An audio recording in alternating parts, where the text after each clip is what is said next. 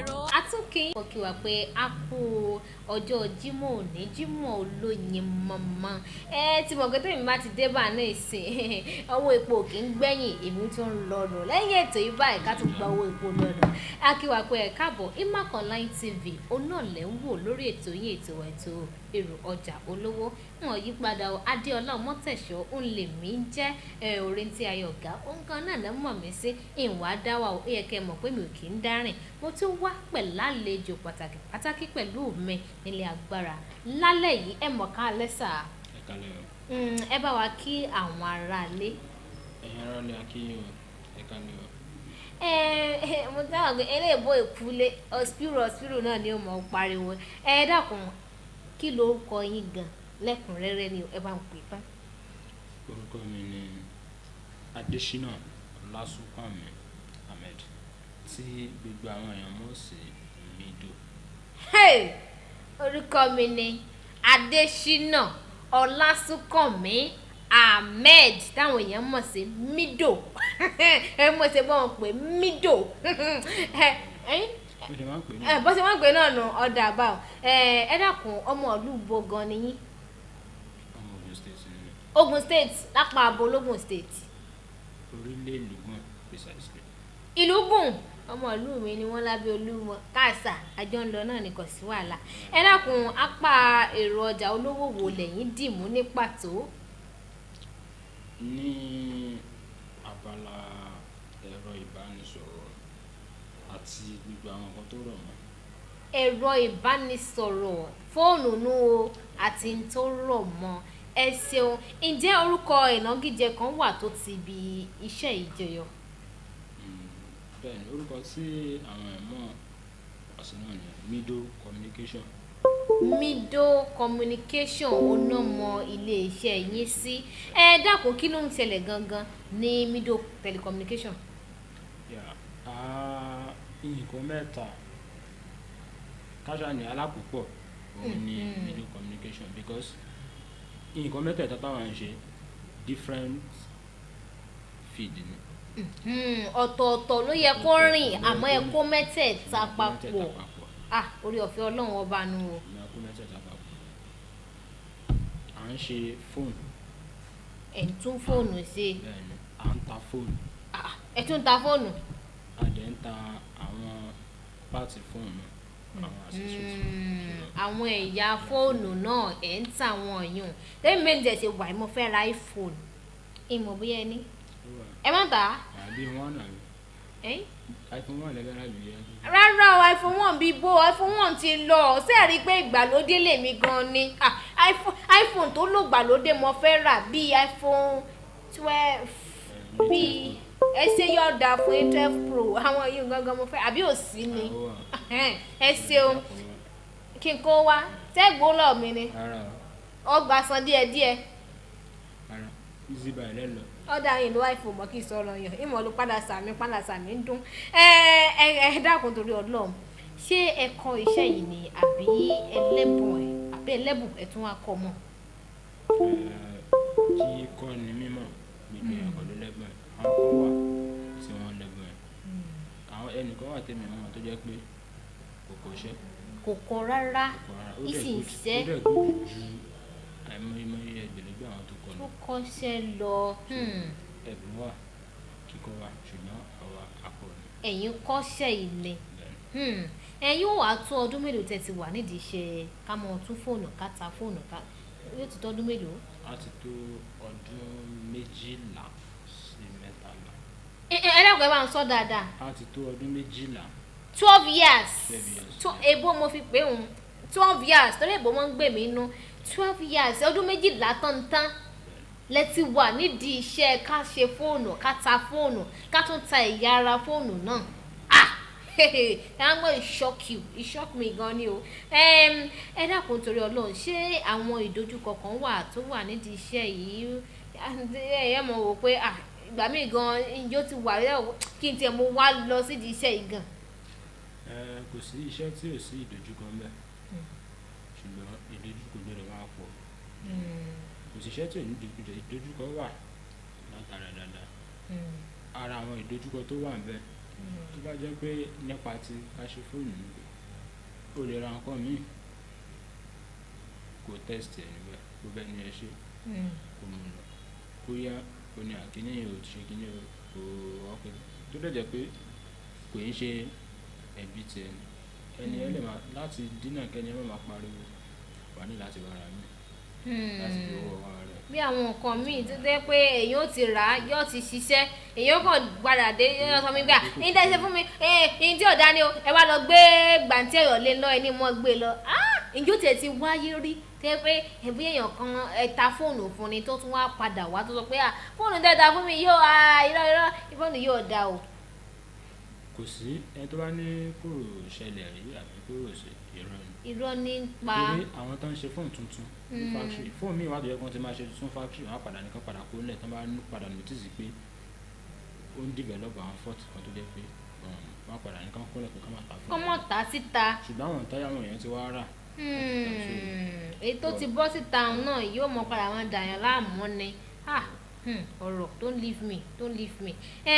ẹ dákun ǹjẹ́ àǹfààní wà fáwọn tó bá yẹ kó dáa bẹ́ẹ̀ sì sọ pé ẹ ti wà nídìí ẹ̀ tó tọ́dún méje láì àgbà wo tọ́tọ̀ lẹ́ẹ̀fẹ̀ jẹ́ nídìí ẹ̀ àwọn tó wá wò ó pé èmi fẹ́ kọ́ iṣẹ́ yìí o ọ̀dọ̀ yín ló sì wù mí tí n ti kọ́ ṣàǹfààní wà fáwọn tó bá fẹ́ kọ́. àǹfààní wà ìlú wo lẹ fi kalẹ̀ sí gangan táwọn èèyàn ti lè ṣe kí n náà ti lè bá yín sọ èmi náà fẹ́ kọ́ṣẹ́ yìí o. ìlú Ìbàdàn látẹ̀gbá ẹ wá lọ ìlú Ìbàdàn ìlú sòsò ọ̀nẹ́ àdọ̀tánú wa ẹ láìkì owó díẹ̀ náà ni kò sẹ́ni náà kì í ṣe pé mi ò láìkí owó fẹ́mi ṣe wáyà àmọ́ àwọn ará ilé mọ̀ wọ́n lè jẹ́rìí mi àbí kò sí wàhálà fún àǹfààní ọdún tó wá ń bọ̀ yìí ṣé bóyá promo kan lọ lọ́wọ́ pé àwọn tó bá bá wa dòwò pọ̀ lásìkò ọdún yìí lásìkò kérésì yìí ń tẹ́ ẹ̀jẹ̀ láǹfààní rẹ̀. láti December 10 títí wọ New Year 25% discount wà fún anybody fún everybody tó bá ra ọjà ní ọwọ́ wa. ọjà wa bẹ́ẹ̀ dá lórí nǹkan méjì. ètò kan tún wà ń tàn sìn mú fóònù àlòkù wa kó fi gba tuntun. ìyẹn náà tún wà fóònù tó bá ń lò tẹ́lẹ̀ tó rò pé àpò owó ẹ mọ́ o. mo wá fẹ́ mú wá ìsìn lówó tuntun àmọ́ mo fẹ́ fi gba tuntun. gbé pálí ẹ̀wà àti gbogbo àmì ìdánimọ̀ pé mi mo ní. ó dẹ̀ wá fi owó kún tí wọ́n fi gba tuntun ìrùn náà lọ lọ́wọ́ nílé iṣẹ́ yín àti pé láti December 10 títí wọ. next year títí di December 31st.